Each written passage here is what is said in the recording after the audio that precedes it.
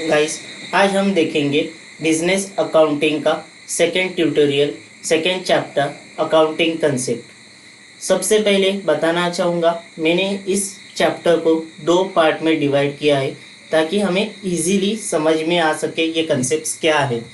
Okay, so start करने से पहले हम अकाउंटिंग कंसेप्ट का मतलब मीनिंग समझने से पहले हमें ये जानना ज़रूरी है कि अकाउंटिंग कंसेप्ट इंट्रोड्यूस होने से पहले क्या कंडीशंस थे, बिजनेस को क्या प्रॉब्लम्स फेस करना पड़ता था। सो चलिए स्टार्ट करें हम लोग। जैसे एग्जांपल के तौर पे मैंने यहाँ पे लिया है, एक कंपनी लिया।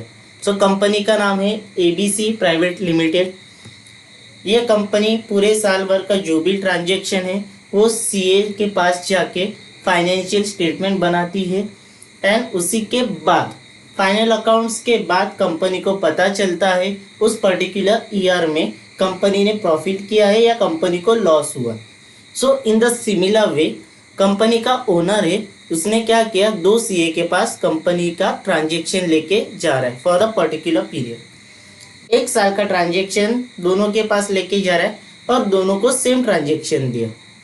उसके बाद क्या बोलता है सीए को, क्या मुझे फाइनेंशियल स्टेटमेंट बना के दो और मुझे ये बताओ मेरे कंपनी ने प्रॉफिट किया है या लॉस किया।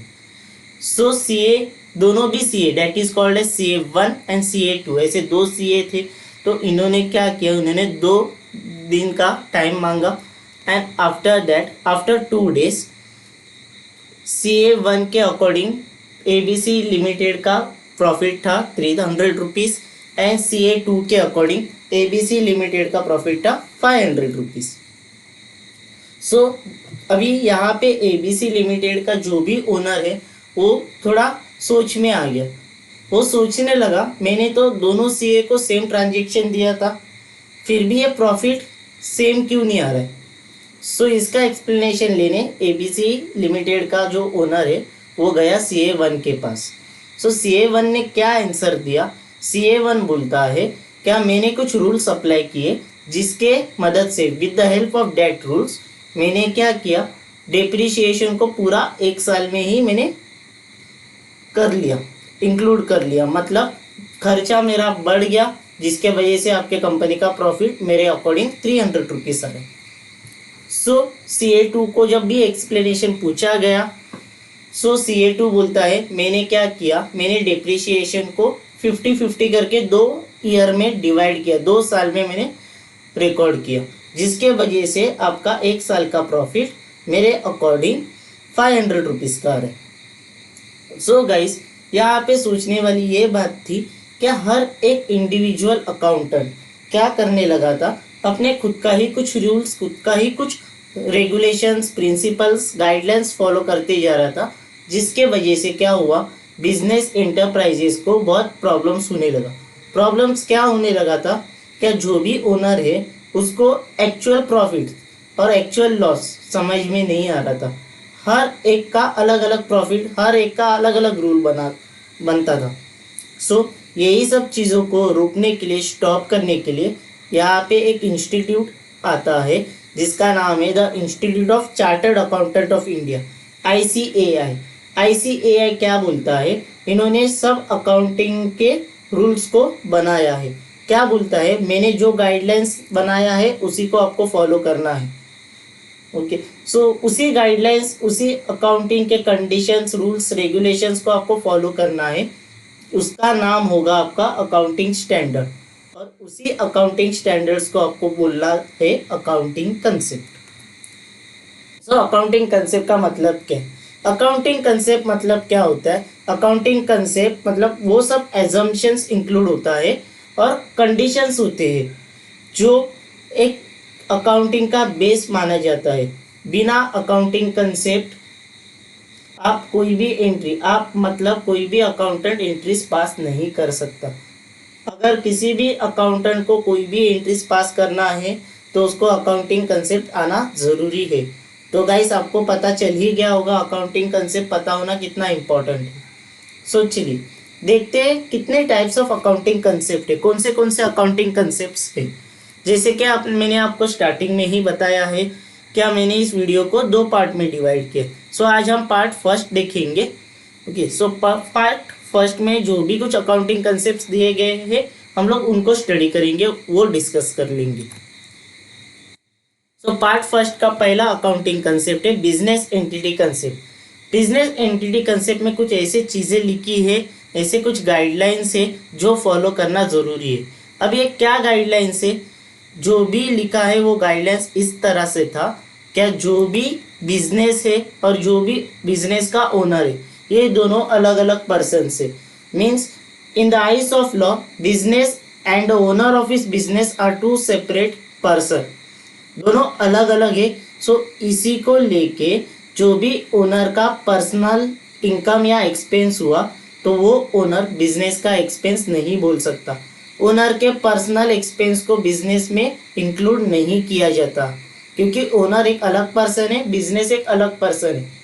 बिजनेस का अलग पहचान है, अलग आइडेंटिटी है, वेयर एज ओनर का अलग आइडेंटिटी है in the eyes of law. Okay, so हम लोग देखते हैं एग्जाम्पल्स। एग्जाम्पल में मैंने लिया है, मान लो ओनर का एक हाउस है, हाउस का ओनर इंश्योरेंस प्रीमियम पे कर रहा है, तो ओनर का जो भी घर है वो पर्सनल एक्सपेंस हुआ तो उसको वो बिजनेस में नहीं दिखा सकता। क्लियर? नेक्स्ट कंसेप्ट है आपका money measurement concept. Money measurement concept होता क्या है? मनी मेजरमेंट कंसेप्ट ये बोलता है क्या जो भी कभी भी आप बिजनेस ट्रांजेक्शन करोगे तो उसको पैसों में नाप तोलना चाहिए, पैसों में मेजर करना चाहिए। मतलब all transaction of business are recorded in terms of money. जो भी कुछ गुड्स खरीदोगे तो उसका कीमत पैसों में लगना चाहिए। अब मनी में वैल्यूएशन करो उसको, अगर पैसा इंक्लूड है, मनी इन्वॉल्व है उस ट्रांजेक्शन में तो ही आप रिकॉर्ड कर सकते हो बिजनेस में। तो ऐसे कोई चीज़ है जिसमें मनी इन्वॉल्व नहीं है? यस गाइस है। जैसे क्या मान लो कोई भी कंपनी का स्टाफ या मैनेजमेंट एम्प्लॉय जो भी, उनका जो एफिशिएंसी है, उनका क्षमता है, हार्ड वर्किंग नेचर है, जिसमें आप पैसों में माप तोल नहीं कर सकते हो, पैसों में मेजर नहीं कर सकते हो। जैसे एम्प्लॉय का ईमानदारी हुआ, that is called as sincerity, punctuality, ये सब चीज़ों में पैसा इन्वॉल्व नहीं है, आप पैसों में इसको माप नहीं सकते हो, राइट? तो ये सब चीज़ों को अकाउंट्स में कोई प्लेस नहीं है, ऐसा बोलता है money measurement concept. So next concept अपना है going concern concept. Going concern concept क्या बोलता है? बेसिकली ये एक एजम्पशन बेस होता है, ये एक अंदाज़ा लगाता है। ये क्या लिखा है गोइंग कंसर्न कंसेप्ट में? क्या it is assume that the entity is going concern, मतलब जो भी बिजनेस है वो चलते रहना चाहिए। मतलब क्या, जब भी कोई भी ओनर बिजनेस को स्टार्ट करेगा तो उसका बिजनेस हमेशा लॉन्गर पीरियड के लिए चलते ही रहना चाहिए। ये एजम्पशन से आपको बिजनेस स्टार्ट करना है, ये एजम्पशन आपको लगाना है, ये चीज़ों को आपको ध्यान में रख के आपको बिजनेस स्टार्ट करना है। क्लियर है? तो ये कंसेप्ट में ये गाइडलाइंस लिखा था। नेक्स्ट कंसेप्ट आता है आपका हिस्टोरिकल कॉस्ट कंसेप्ट। अभी मान लो हिस्टोरिकल कॉस्ट कंसेप्ट में होता क्या है?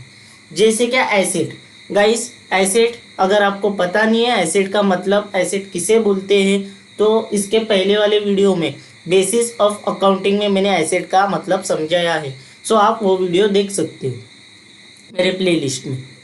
ओके, सो चलते हैं हिस्टोरिकल कॉस्ट कंसेप्ट पे।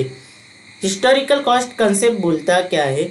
जब भी कभी भी कोई भी कंपनी या फिर कोई भी बिजनेस कोई भी एसेट परचेज करता है तो उसको अपने परचेज प्राइस पे ही रिकॉर्ड करना है in the books of accounts. Current value, market value पे रिकॉर्ड नहीं करना है। फॉर एग्जांपल, मैंने 4 साल पहले अगर मशीन खरीदा है 10 लाख का तो मैं 4 साल बाद भी उसको 10 लाख ही रिकॉर्ड करूँगा, भले करंट ईयर 4 साल बाद उसका वैल्यू कम हुए, फॉर एग्जांपल 9 लैक्स भी हुआ, फिर भी मैं कितने पे रिकॉर्ड करूँगा? परचेज प्राइस जो कि मेरा था 10 लैक्स। गाइस क्लियर है? आज के लिए गाइस बस इतना ही। इसके और 4 कंसेप्ट से मैं नेक्स्ट ट्यूटोरियल में अपलोड करूँगा। गाइस कुछ भी आपको डाउट हुआ ये 4 कंसेप्ट्स में आप कमेंट से मुझे पूछ सकते हो। और गाइस प्लीज़ सब्सक्राइब कीजिए, कमेंट कीजिए आपको वीडियो कैसा लगा, लाइक एंड शेयर भी ज़रूर करना। गाइस आज के लिए बस इतना ही। Thank you, have a nice day, bye bye.